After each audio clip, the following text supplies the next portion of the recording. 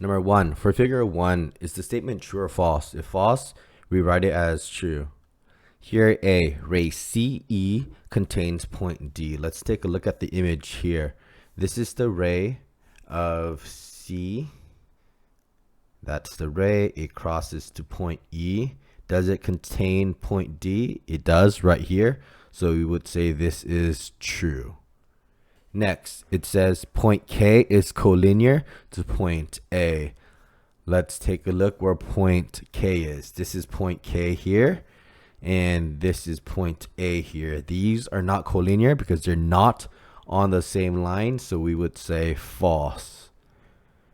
To make it into a true statement, we can say that what point is collinear to point A here, and that looks like it would be point L or point B. So we can say point L is collinear point A, or you can say point B is collinear to point A. This would be the rewritten true statement.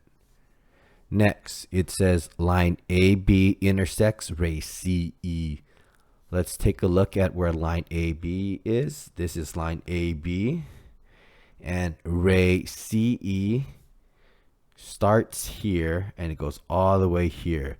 So that would be false. They do not intersect.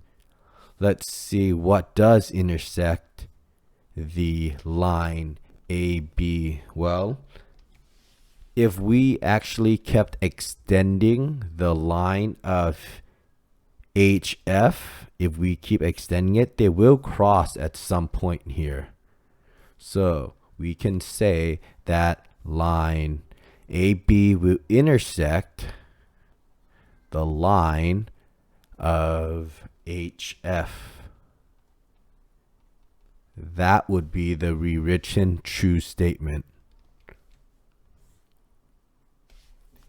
Line segment AL, let's find AL. AL is right here. This is the line segment, is congruent to LB. There is no indicator. This is false.